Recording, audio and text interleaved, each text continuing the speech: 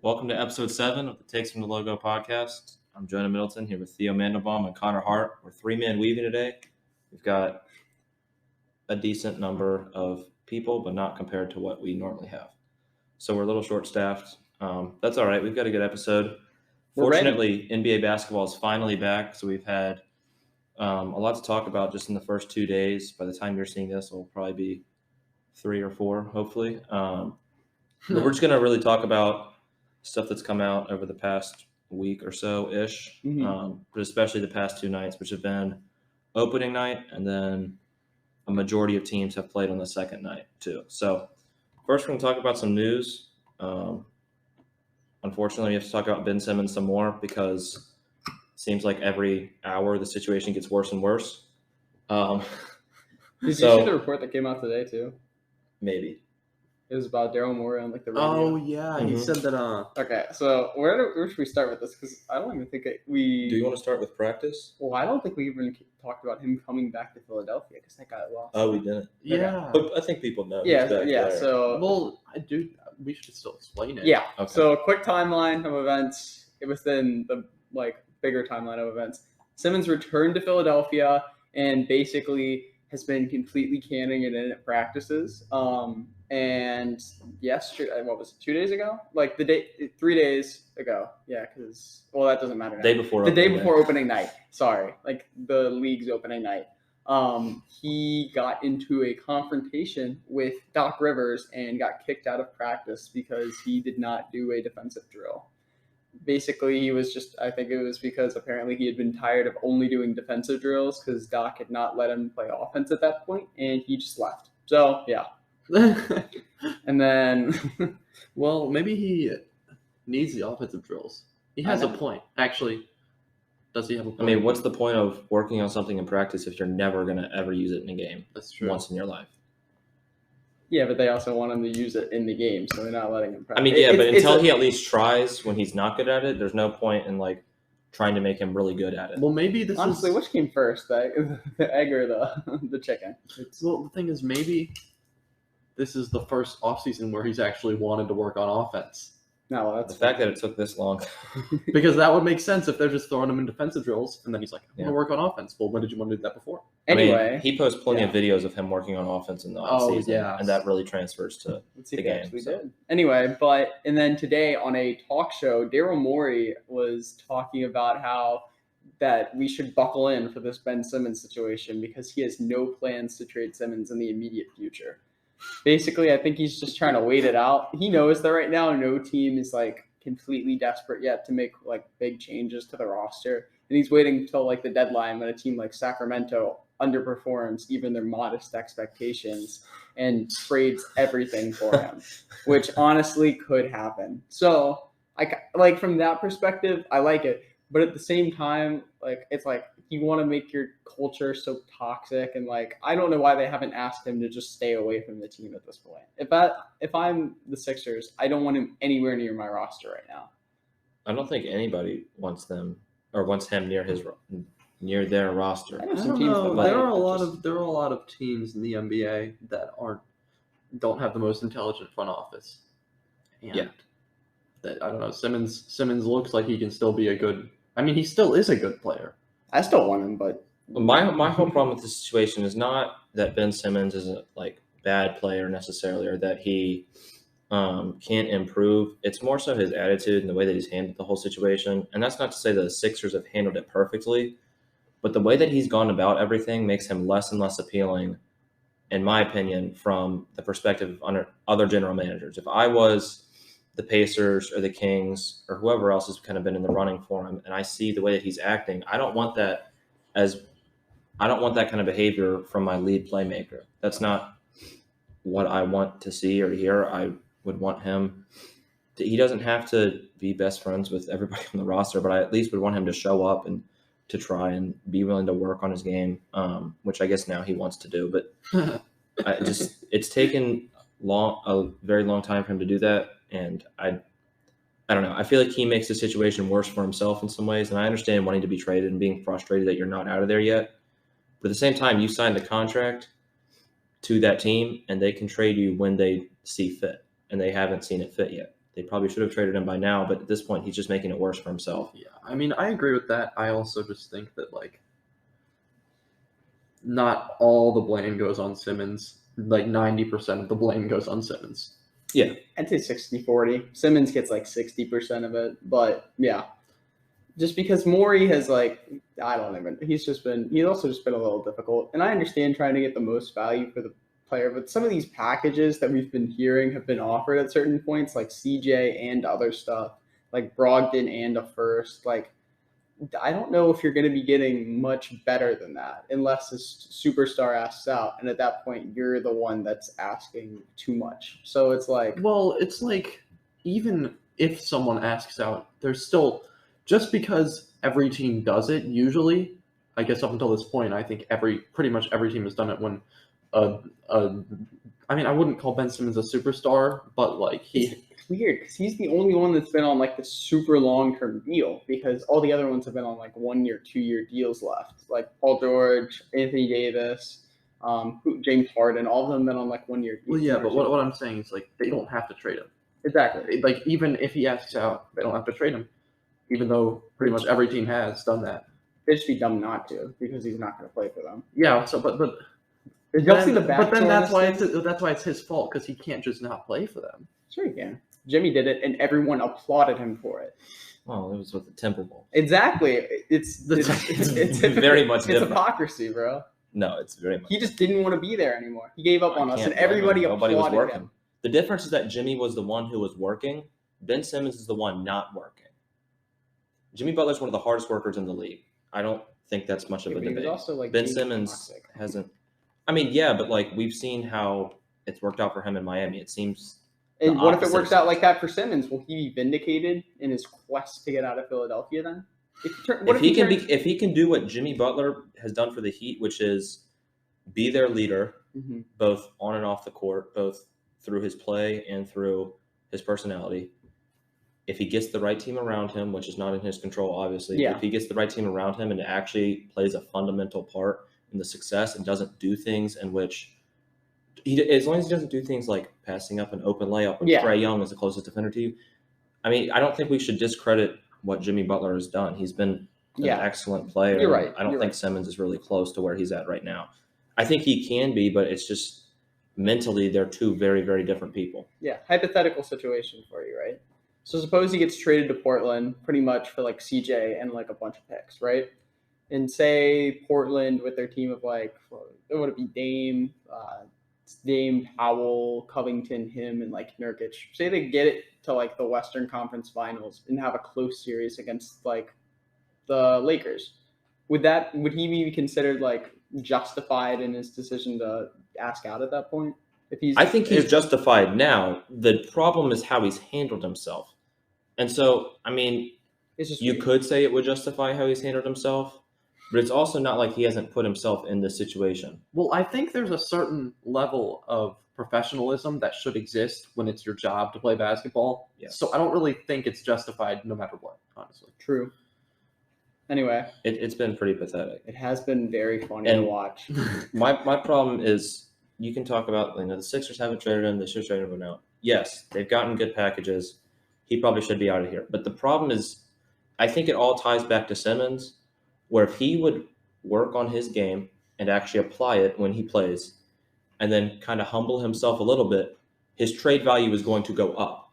When his trade value goes up, he's more likely to be traded to another team. They're more likely to get better packages. If they get better packages, they're going to accept. So it all starts with him. If he would actually improve his game, improve his character, teams are going to want him more. In turn, his trade value goes up, and he actually gets traded. So it all starts with him. You can blame the front office, and he can blame the front office all he wants. But it all starts with him, and that's my problem. He's acting like this is not his fault in any way, when I'd say, you said 90% of it, I would say even more potentially is his fault. I just hope it ends soon. Anyway. I do too. I think we should stop talking about it. That's enough Ben Simmons. It's like every episode we have to talk about him for 10 minutes. It's required. Zion? Do we want to talk about Zion really quick? I think we should. We had a report come out this week that over the offseason, while he did have a broken foot and wasn't able to necessarily move around the same way that he would. Zion reached north of 300 pounds over the offseason, which is a lot considering he's like 6'6". 6'6". Yeah. Should we talk? Like, I have a question for both of you. Would you feel comfortable starting a franchise around Zion with his health concerns? Yes. Not Yes. at this point. No, not at this point. I would. Because if you're the Pelicans, like, go back to the 2019 draft, right? And you could see exactly how him and Ja's careers have started so far. Would you still take Zion over Ja? I don't know. I think it's tough. I mean, my thing with Zion is I don't think a lot of his problems are freak accidents. I think it all comes down to, like, I think he needs to do a Joel Embiid thing, which I know people have said. But if he can get his diet right and actually take health a little bit more seriously, I think he's fine. If he has to load manage and he only plays 65 out of the 82 games in the season, that's fine with me if I'm starting a team. Because when he's going to play the other however many games, he's going to be very, very, very good. Like MVP candidate. True. Yes. Well, that's like I was about to compare him to Embiid and other players. Like, not that it's the same situation, but Chris Paul, when he was getting injured most playoffs, and he had consistent injuries, it didn't work out. They couldn't succeed, and it hasn't worked for the Sixers with Embiid. So that's why I probably wouldn't start a team around him. It just, I don't know. I guess it depends on how much you value Ja's production. It's so hard. It's such a tough situation. Anyway, yeah. Which one is easier to build around, assuming they're healthy? Between Ja and Zion? Yeah. Zion. I'm building around Zion, assuming they're healthy. Assuming they're healthy, yes. It's when you essentially have to factor in you don't know when Zion is going to miss time and how much it's going to bite you, and the fact that you need to get like quality options to take his minutes when he's not there, and you have to surround him with people that can play when he is there. Yeah. It's really tough. I just hope it works out for him. I love Zion, and I have for a few years now. I don't know. It would really suck if we have to kind of watch his career diminish over time because of health and injuries. I don't think it will, but I mean, there's a chance. And like, you don't even get to see It'd be really his sad. progression at all. Like No. some players, you see them. It's like Derrick Rose, and then he gets injured, and that sucks. But it feels like Zion, we aren't even getting to see him progress. It's just like, No. oh, he's injured. Oh, he's injured. And he's in New Orleans. That's true. Which makes it much more difficult for him to actually make it because he's in the West. If he was in the East, he could probably be on a team. Well, at least in the past couple of years, he could have been on a team that coasts to the playoffs, and then he could have played there. Yeah. But it's just hard when he's missing all this time. Yeah. Okay. Do you want to get into the bulk of the episode? I think so. I think we should just talk about. Can we start? Can I say? Okay. Can I start with this Pelicans? Like, I don't even know who they play. What if I told you no? Why don't we What start if I with? just said no? You can't. Okay. Why don't we start with opening day? You though? can't. You want to start with the very I first think we start games? with like the first day, and then we move to the Then we second move day into the with like a bunch of games. Yeah. Okay. So we had Bucks. Nets versus Bucks and Warriors versus Lakers. Bucks beat the Nets without Kyrie, 127-104. Warriors take it over the Lakers, 121-114. Want to talk about the Nets Bucks game first? Let's yeah, talk about that that was a first. blowout the whole way through. Can I? Yeah. Yeah. Can I start with it? Absolutely. The Bucks are such a deep team, bro. Like they did, like some of their shooters weren't even on. Like Grayson Allen and Pat Connaughton weren't even making like all the shots. No, they were taking. Connaughton shot like 60-something% from Did the he? He field. was 8 for 13, 4 of 9 from Wait, 3 with who 20 was it that points. there was somebody else who was throwing a bricks on that team? But was it just Grayson Allen? Grayson Allen was 3 for 10, all 3-pointers. Yeah. Who did anyone else shoot poorly though? Poorly, no. Okay. Brooke Lopez was 3 of 9, But maybe that's what I was thinking of. but he didn't make all of his shots. Anyway, the Bucks just had like a ton of quality options, and that was without Bobby Portis too. It just seemed like they figured out how to get their rotation. It feels like Budenholzer is really coming into his element. Does Bobby Portis play more than Brooke Lopez this season? Like he was easier to play in the playoffs last year. He might close games, and I would be fine with that that. would make sense. Jordan Nwora had a very, very good game. He went 6 of 13 with 15 points. He did I've been so- waiting for him to kind of get his opportunity. I watched him at Louisville a little bit when he was there, and he impressed me a lot in that period of time. So watching him succeed in opening night was a lot of fun. And shout out to Justin Robinson, 1 for 2 with 3 points, Yes, sir. plus minus of 11, former Hokie. You have any Didn't comments? Nwora do well in the preseason too? I Yeah, think he so. was going. Which, Mhm. like, He was like a top 5 scorer in there, I think. The Nets, Patty Mills is insane. I guess I don't know. It's Olympic Patty. He's ready.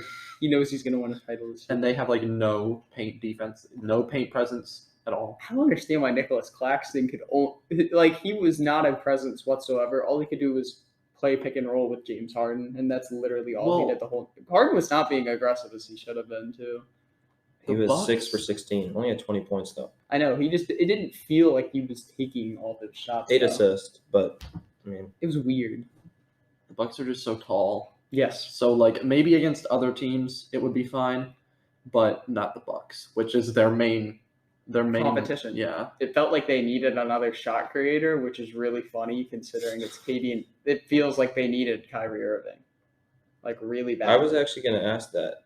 Not do they need Kyrie, but is there in the playoffs, something that they could have instead of Kyrie that would better benefit them? Did Jeff Green play? I didn't remember seeing Jeff Green. Jeff Green's on the Nuggets now. Yeah. Okay. So I think that's a big loss. If Joe Harris isn't shooting well, which happened last game, and then they basically switched Jeff Green for Paul Millsap, that's kind of a big drop off in terms of shot making ability. And he doesn't really create a lot, but he can on like a couple dribbles if he like pump fakes, then dribbles in or something. Millsap also played 5 minutes and didn't take a shot. So I feel like I don't even know what the Nets. They just need honestly they need someone like a Reggie Jackson to just come in, like the lesser version of I feel like they just need something in that spot. Well, the more I watch Brooklyn play over the past 2 seasons, the more I think they don't need one of their superstars. They need depth, and they need somebody to protect the paint and somebody to kind of run a second unit. I mean, Patty Mills can run a second unit, but they have see if the Pacers bite for Miles Turner and nobody on their team, on ESPN at least, is listed as a center. Mm-hmm. The tallest player they have is listed as a power forward. I mean, they truly don't have. Yeah, well, but they truly don't have a real big man. Even if they don't trade one of their stars, there's got to be a player what did the Wizards trade for Gafford last year? I know not everything revolves around the Wizards, but Gafford in terms of picking up a paint presence, that was a great pickup. It was Troy Brown, and then a pick. Troy Brown, Mo Wagner. Yeah. And a second for Gafford and someone else. Well, they don't even need anybody that good. They don't need a Rudy Gobert. They just need somebody who can jump when a shot goes up in the paint and who can grab the ball when it comes off. Gafford. Gafford's right. That's all they need. An efficient scorer in the paint, an efficient rebounder, and paint defender. That's all they need. They should call up the Knicks about Nerlens Noel.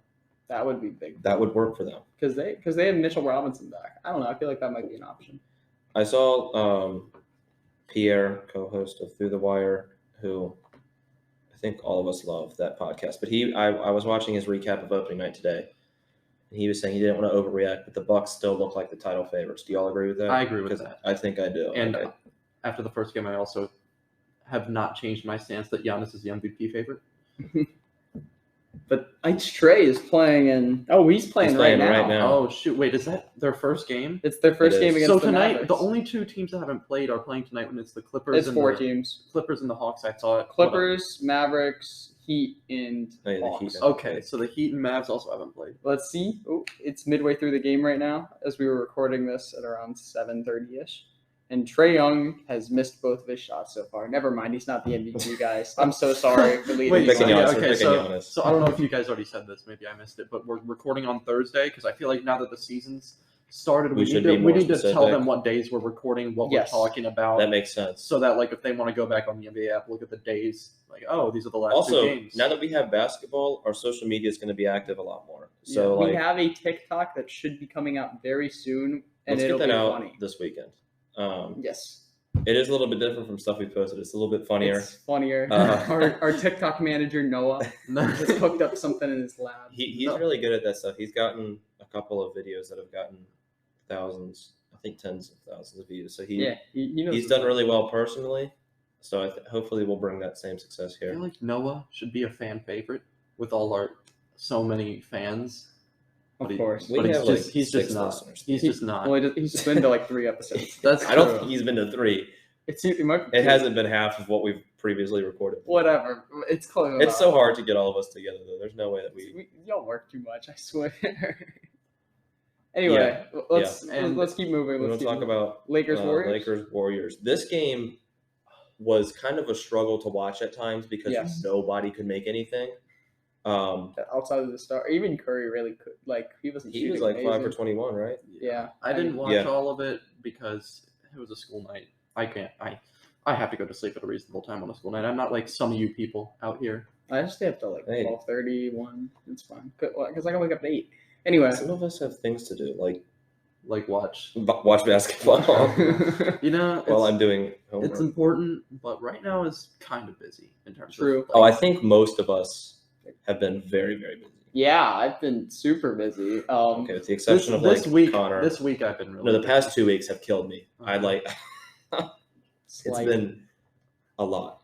I have my current event to do tonight. Anyway, the Lakers-Warriors game. It seemed like the Lakers could not get any kind of shot making from anybody outside of LeBron and AD, and then eventually Avery Bradley, which was like really strange. But yeah, I don't want to overreact. But they didn't play him until like the final 6 minutes. Bradley's going to get some minutes for them. I don't want to overreact, but Westbrook's not going to work there. It's there's just no way. Hey, remember when you were defending Westbrook? Hey, super remember hard? when I overreacted to the trade? I know this is. I know. I'm still going to defend him. We could easily be overreacting to the first game. I'm going to give it time. I'm telling you, I know Westbrook was great last year for my team, the Wizards, but he wasn't as good as some people seem to think. Yeah. He still has the exact same problems he's always had. Well, the problem for him is that he's going to struggle until like December, and then from like January until the spring, he'll play really, really, really well, and he'll have like triple-double for a month, and then we'll hit the playoffs, and they'll be like anywhere from a 3 to a 1 seed, and it'll all fall apart. But I mean, I don't think anybody really thought the fit was great. But when you have enough talent, sometimes you can just put it together and make it work, especially with somebody like LeBron, who is as good as he is. And even AD is a guy who isn't like a traditional big man. He can kind of do a lot of different things. He was doing so many like pull-up mid-ranges. Yeah, and so when you have a guy like that, you're like, okay, maybe they can make it work with Westbrook. But I just don't see a way where it works. Give it a month. I will say the Warriors, their bench finally did not completely kill them. That's what I was going to say. I was going to say, like, they know how to pick up the players that work for their team, and they did that in the offseason. And I think, because that was something people talked about, people were like, oh, the Warriors need to make a trade with their young guys because the young guys aren't going to really help with the bench that much, and their bench will be weak if they don't. Like, I saw people saying that because they didn't think the rookies that they just drafted in Wiseman would be good enough to play valuable minutes. Did they play? No, I'm not talking about this game. Moses Moody played 6 minutes. Well, I'm not really talking about this game, but just in general. I'm talking about in general. People were saying that, and I think once Clay comes back, they'll be fine in terms of depth and bench because Sorry, go ahead. They looked good. Like Bielitsa looked good. Yes, Bielitsa, I was about to talk about him. Like not last year, but the season before, Bielitsa was like really good for the Kings. I don't know if we brought him up on the podcast before, but I think that was one of the more underrated signings that nobody really talked about. But he's a really, really good fit for them. I think he's going to work out well. I remember when Thibodeau first came in, he was still on the Wolves, and Thibodeau got rid of him for Anthony Tolliver, and I remember being very upset. Yeah, they played great. Like at one point in the fourth quarter, it was the Lakers with LeBron, AD, and Westbrook all in at the same time. Like it was the Lakers starters, and Curry and Draymond were out for the Warriors, and the Lakers could not score still. Like they were keeping up with the Lakers still, and it was insane. So I hope the Warriors figured out their depth problems. Kerr seems to really just like know how to make these lineups work. Yeah, here's what I see though. I see that they have so many forwards. Like, look at the amount of forwards they have that can play rotational minutes. They have to figure something out, right? Like, they're going to have to figure something out. Yeah. I mean, they've got, just looking at forwards here, Draymond, Wiggins, Bielitsa, Otto Porter, Iggy, Otto Porter, Toscano Anderson, Moses Moody can play the 3. And that's all the forwards. I mean, Kuminga's also a 4. Kuminga isn't even listed on here. Oh. But, I mean, he's there, he might but be he in the just didn't. Is he in the G League? I don't know. Maybe. It would kind of make sense because he's more of a project, but That's interesting. I think it'd be good to get a minute to some of the guys there. Yeah. Poole had 20. And it looked like he had 20 in the third. He did, yeah. He did up. Anyway. I'm glad he's kind of finding his own too, because I feel like I'm trying to sound like Versus like, oh, well, I've been a fan for this long. I'm not, because I talked about Nawara earlier in the episode. But and again, you said that about Zion. Yeah. Zion's a guy that's a little like He's weird. easier to like though, where it's That's like true. everybody kind of likes Zion. But liking players, I feel like we have two guys that we can talk about there in this next part. So do we want to segment and then get into the slate of games that happened last night? we've got Or do we? let's do that. I'm Let's gonna do pull that. up some of the games on my phone just for my own. Because I had two I want to Which talk part about. do you want to talk about? Because we have different things we could discuss. I want to talk Just about some of your have you the cut best your- performances. No. Okay. I am going to the two games that I like really kind of know about were the Charlotte game and then the Minnesota game, and I want to talk about both of those. All right. I wasted my time last night and watched the Thunder play. Because I was like, oh well, maybe I'll get to see a little bit of Josh Giddey. Ooh, you should talk Maybe about Shea will the give a Celtics good game, because I know you performance. watched the end of that. I did. Theo, you watched the Wizards, right? Oh yeah. Okay. But yeah, we'll talk about that in We got just some a second. games, so we'll be right back. All right, we back. Okay, so for the first game, I'll start with the games that I watched. So the first one was the Rockets and then the Timberwolves. They played against each other, and the Wolves, like big three, kind of went crazy. Ant hit 6 threes with 29 points. Cat shot 73% with 30 points and 10 boards, and then D'Lo had he made 4 threes in a row in the third quarter and just like completely put it out of reach. And honestly, the thing that like surprised me the most was that the Wolves put the Rockets in like a complete defensive, just like they couldn't do anything. Kevin Porter Jr. had 9 turnovers against Okogie, bro. You were so excited about the game that you memorized everybody's stat line. I know. I just remember that because I remember Kevin Porter Jr. getting like, visibly frustrated. And I had him on my fantasy team. He got me -2.5. I know exactly. Love to see it. Hey, Side all note, your players talking need to do about- that this week. Talking about fantasy players with negative, like Jonas Valanciunas finished positive still, but he shot 3 of 21, and then OG Anunoby shot 3 for 19. My fantasy team was like trying its very hardest to sell me. My But- team was liking Jalen I'm Brown. in We'll second talk round. about Hey, him go later. go check out Instagram account. We have the teams posted for We fantasy. do. We do. We have power rankings too that I wrote anyway.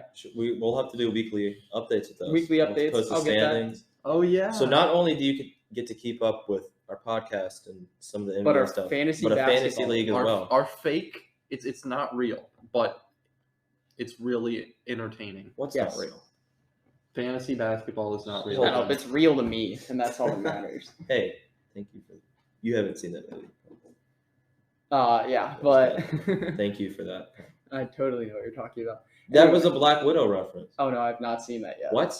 No, You said like the exact line. that's funny. I've Connor never seen actually this. acted in the movie, so he I was in the he movie. brought one of the lines back, you know.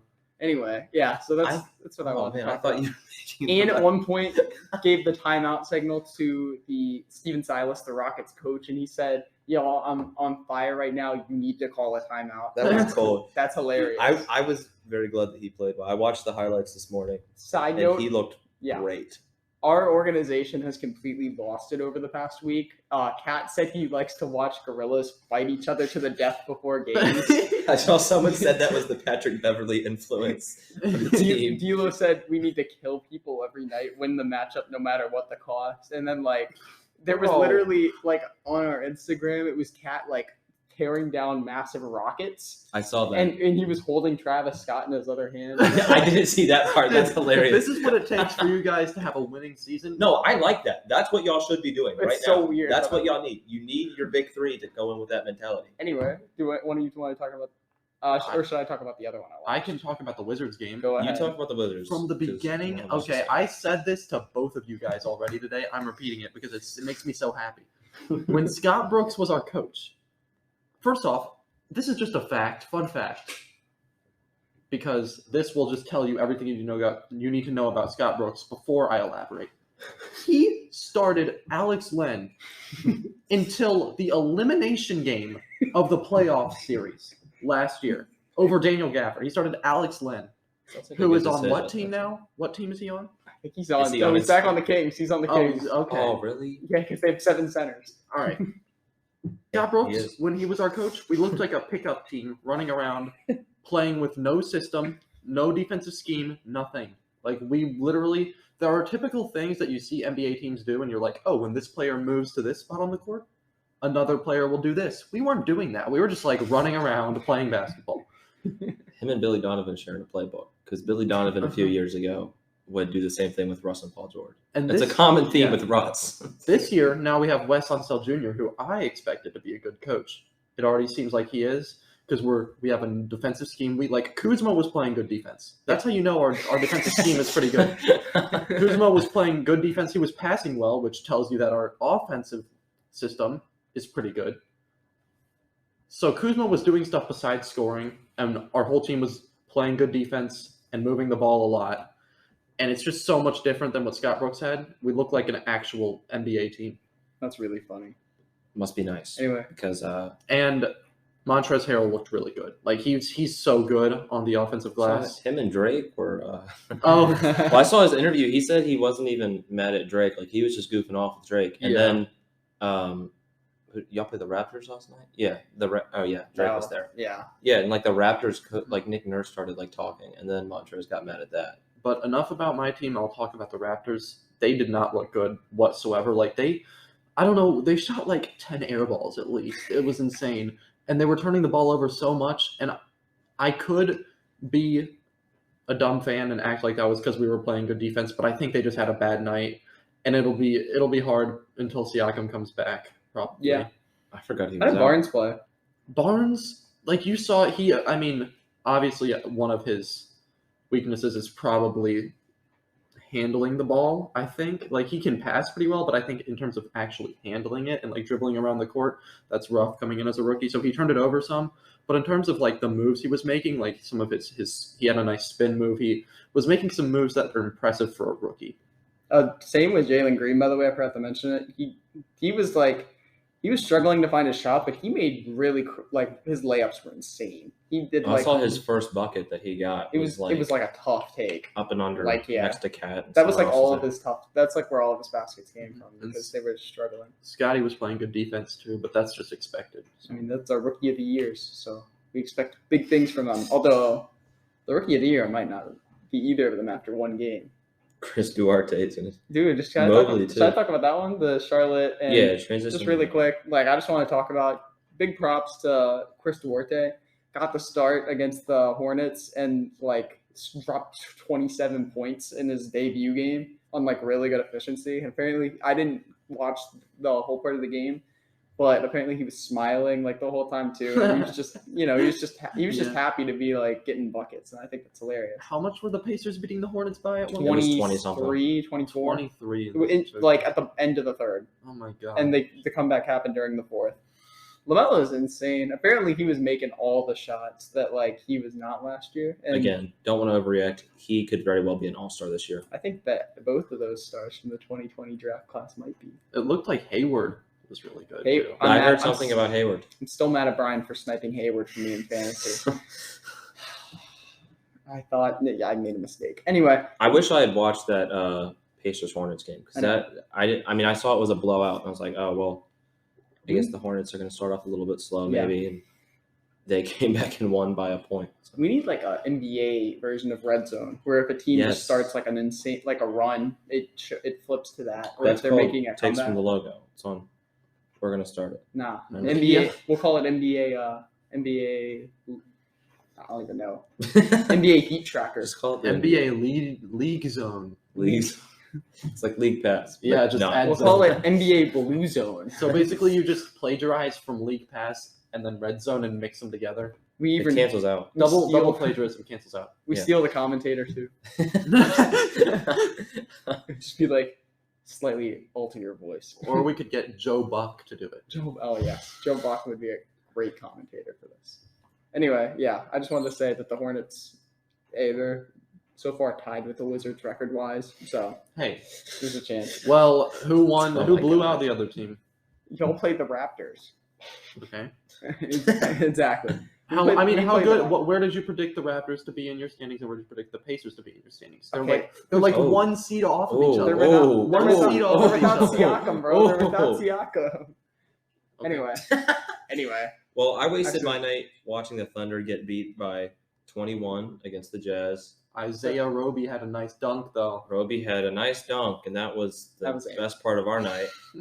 Hey, the Celtics-Knicks game, though. We'll talk about that in a second. Okay. I'm going to vent a little bit about being a tanking team for the first time in my life, because I've been very fortunate with having a successful team, and tanking really sucks, especially when Shea doesn't play well and our team just can't really make a single shot.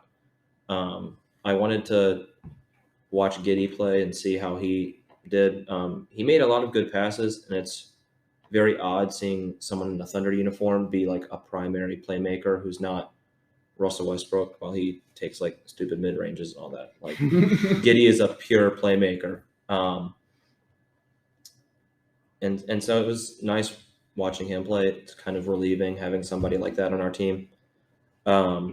Jeremiah Robinson Earl actually played pretty well. He was 4 for 6, and 2 of 3 from 3. And I mean, a lot of the time that he played didn't really matter because we were going to lose anyways. But he showed some glimpses of being pretty good. Trey Mann also, who was drafted in the same draft as Robinson Earl, he was 4 for 7. Nice. He had a nice step back 3 with he hit it with 0.3 left in, I think, the first half. I'm really excited for him, Trey Mann. Me too. I'm glad that we got him. I don't think we're going to really do anything crazy this season, but that's not really expected anyways. Hopefully Shea gets it together. I think he started off last season a little slow too. Mm-hmm. He hasn't played NBA basketball in a while. Yeah. But I'm glad I watched this first game because now it gives me a base for this team, and hopefully we'll get to see them grow a little bit throughout the year. And it also is just one game against a very good Utah Jazz team. I hope you'll like the Pistons, where you can rebuild while still keeping games close against like quality teams. Yeah, that's all I want. I just don't want us getting blown out every night. I'd like to see us lose every game, but make it competitive. Well, I'd love to say that I have been a fan of a tanking team, but the truth is the Wizards just sucked, and they were trying to win. They were just bad. Same. I've been a part of the tanking team, the definitive tanking team. Anyway. It's a lot more promising when you have 17 first-rounders over the next 7 years, though. Yeah. Like, you guys are legitimately tanking. That was your goal in getting all those first-rounders. Yeah, the Wizards and the Wolves were just not good. They were just really bad, and the Wolves were so bad that they got the number 1 overall pick twice. 5 years apart, which honestly is really sad considering that the first one was on the team the whole time. Anyway, I'm going to cry, and we'll worry about that later. We're going to talk about this Celtics-Knicks game because it was an incredible performance from both teams. The energy in Madison Square Garden was insane throughout the entire night. Yes. A double overtime win for the Knicks by 4. I wasn't watching the entire game, but I watched most of the fourth quarter and then both the overtimes, and it was either back and forth threes or nobody could make a single shot for like 3 minutes in a row. But this is definitely a very early game of the year candidate. Yes. It felt like a playoff game, which is it's opening night, so there's obviously going to be high energy, but it felt like there was something at stake. Which was that at the Knicks Stadium? Yeah. Oh, that's so yeah. It was a lot of fun, and they haven't had people in the stands, I don't think, at least to full capacity for a while. True, because it's New York. And so so they had gotten everybody back in. Well, no, they had it for the Hawks series, but that's it. Because they allowed everyone in, and then they changed it to only vaccinated people if they made the second round. I mean, there was a lot of energy. Obviously, you have like New York celebrities there and stuff on the sidelines, but it was just a great game. Grant Williams played very, very well. That's who you start with. He shot. He was the first person on the list, okay. Well, I want to talk about the final player last because it will transition into our next thing. So I'm saving him. The logo shot guy? Yeah. Okay. Which Tatum shot he shot 7 for 30, right? Yes. Tatum played horrifically. 2 for 15 from 3.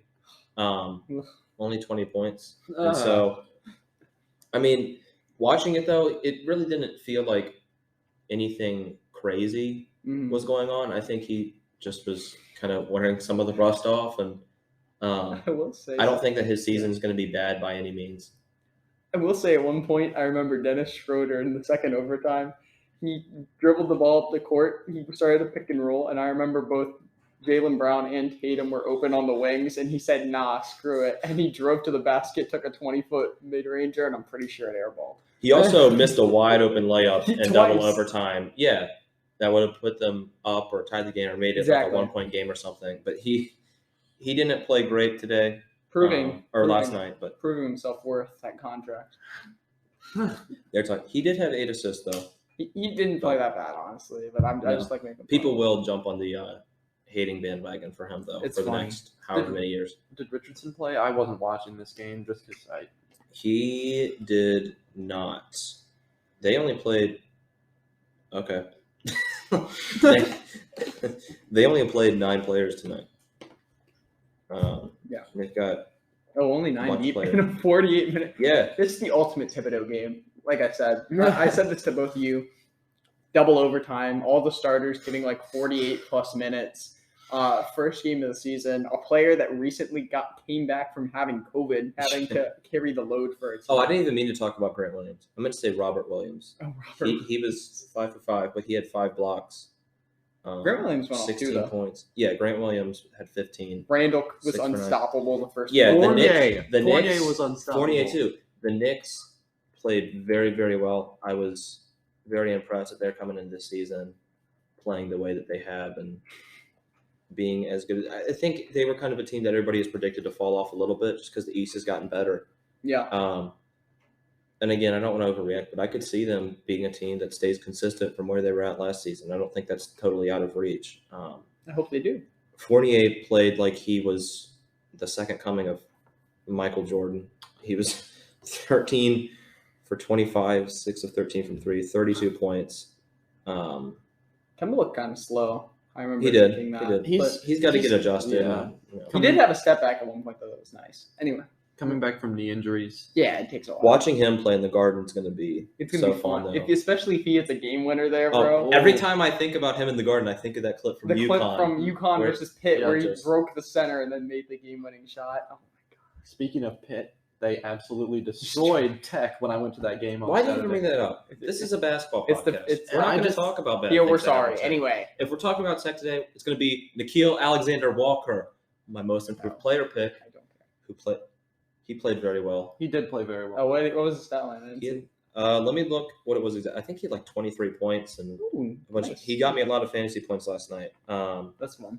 The Pelicans got blown out by 20 against the Sixers. I mean, that's expected. But no Zion. So kind of expected, yeah. Nall was 9 for 16, 4 of 8 from 3, 23 points, only 1 assist. But he shot the ball pretty well, which makes me really happy. Yeah. And I think I watched one more game, and I don't know if you guys did. Which one was it? I watched. Did you watch the Kings? I watched parts of the Suns. I watched that one. Yeah. Suns Nuggets. I actually. Do you want to talk about Jaylen Brown really quick? We're gonna save that. Okay. Because that'll go into our next segment. Okay, so yeah, the last game I watched was Suns Nuggets. I forget who won. It was Nuggets the won. Nuggets. The Nuggets looked like they had a bunch of quality depth pieces. Like PJ Dozier was making threes, and like Monte Morris looked like a starting caliber point guard. They just looked like the better team that night. At one point, Jokic went coast to coast. Like he grabbed a rebound and like ran and did a layup coast to coast, and he was faster than Chris Paul, which I was so confused about. Jokic is He only had 2 assists last night too, which is kind of he was being abnormal aggressive. for him. He was being very I think aggressive. Jokic just bought boosts up his speed, Well, this is again, we don't want to overreact over one game, but I think this is evidence that the Nuggets aren't out of being a contending team by any means. I don't think they're close to the favorites. No. But they're a very, very good team, and they have a lot of great depth that people, I think, kind of can overlook at times when they're not Jamal Murray. Who knows? Maybe they'll do something like the Braves are doing right now in the MLB postseason, where like they've lost a ton of players and they're still like doing really good, exceeding expectations. That's kind of what I was. Yeah, don't count Denver out. We talked about this, I think, when we did our standing predictions, but they're a very, very good team still. And anytime you have Jokic running your offense, you're gonna play well, especially when you have the role players they do. What else do we want to talk about? I mean, we can talk about Trae Young has still not made a shot. So there was Cavaliers, Grizzlies. I'm just gonna recap some of the games because I don't know. I don't think anyone has any in-depth thoughts about Cavaliers, Grizzlies. No, I don't know. Ja did well. Jared Allen did pretty well. Ja played very, very well. Well, apparently, like Can we talk about the Cavs starting lineup? Oh, Mobley. It's disgusting. Mobley did well. I forgot I about picked him that. up in fantasy. That's pretty much about it for that They game. started Lauri Markkanen at the 3 and Mobley at the 4. Ugh. Mobley played. Cavs, bro. very Can you well. please just not ruin him? I know that's what people say about us, but like, please don't ruin him. Pistons, Bulls. What do you guys think about that? You think Bulls kept it close, or sorry, the Pistons kept it Pistons close. did keep it pretty close? That was without Cade. Yeah, The Bulls. I think the Bulls might take a little bit to gel. I mean, Zach LaVine's still going to get his points this season. Oh yeah. And I saw a couple plays from Lonzo that were really, really good. Mm-hmm. He was good. 5 for 12. 4 assists, 12 points. Yeah. 6 boards. Anything else big? Any other games? I don't think we really watched anything. Oh, I don't we think can so. talk about here. This takes the cake for the most boring game of the night. Magic Spurs. Who watched that? Anytime the Magic play. Or the Or Spurs. no, That's true. That's why it's the most Why boring was that game one of the night. first games of the year? Suggs didn't doesn't even even play make well, sense. bro. I know. And there wasn't even, as you would expect it from a game like this, no one went off. It was just like, oh, everyone scored some points. I heard And no. Devin Vassell went off Did he? the bench. That's funny. I mean, He had like He 22. had off the 19. bench. He had 19. but off the bench. even then, it was like, you want to hear the score distribution? No. I actually don't. I bet it was. I don't want to hear it, but I bet it was a boring 19. Oh, yeah. it was. Like all layups and threes. That's- Anyway, so what's Do the we want next? to move let's into some this next individual segment. performances? Sure. So this one, there's no right or wrong answer, but I want you guys to tell me either your favorite and or your best performance from the Sure. past 2 nights. This is obvious. Not necessarily. No. It doesn't have to be like There's some statistically in Oh, terms to of be plus favorite? minus. Favorite? Yeah, just somebody who you enjoyed watching on opening night, or you're glad that they did well. Yeah. And or who you think had the best performance. Because you could say Jaylen Brown. Probably He do would be one of my picks for best performance. He had a crazy shot in regulation. But I don't know if I would say he was my favorite performance. Okay, yeah. Let's do one of each then. Or we could also Okay. do a low light after this. Okay. Yeah. We can do that. So what's it called? I guess I'll start. I mean, my favorite performance was like probably Ant. I mean, he just did it in such an interesting way too, though. He was throwing down dunks. He was making like step back threes. He was like he would switch on to Christian Wood consistently and then just completely break him down, which was hilarious. And then for like somebody who I think probably had like one of the best games, that's tough. I'm probably going to go with Jokic for being really aggressive, knowing that he had to do something and just taking it to the Suns. Watching Ant highlights made me like excited today. I know. Like he just played with a lot of energy last night, Mhm. and it made me very excited for the Wolves. Hopefully, kind of taking the next step this year. But he's also just such a fun player to watch, and he's a funny person too. Yeah. He's easy to root for. He is funny. So yeah, that's a good. You want to get into yours, Jonah? Yeah, we just talked about Ja, but I think him coming to the season with 37, 6 and 6, and having some of the highlight plays that he did. Yeah. I think he's going to take not a major jump this year, but I think he's going to progress even more, and he's going to establish himself in the league as one of the best guards. Because I would say he was better last year, but I think if you're thinking, I mean, obviously, like, development isn't linear, but a lot of people thought he would get better than he did from rookie year to last year. I think we're going to see a lot more scoring from him this season, especially now that Valanciunas is gone. He's absolutely the primary scorer on that team, I'd say. Yeah. Yeah. And so, I mean, I think he can have an excellent season. I'm also a big Ja fan. I mean, do you want to talk about Jaylen too? Because you Yeah, Jaylen Brown he had an interesting night where he had 46, 9 boards, and 6 assists. He had, I think, 22 in the first quarter, which is insane. And obviously I wasn't complaining about because my fantasy team you get him every year. was doing very, very well because of him.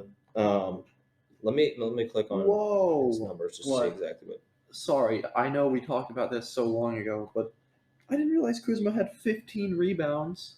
I didn't know that. Because I mean, like I said, he was doing other things besides scoring, but Yeah. he had 15 whole rebounds. Do you want to make that your performance?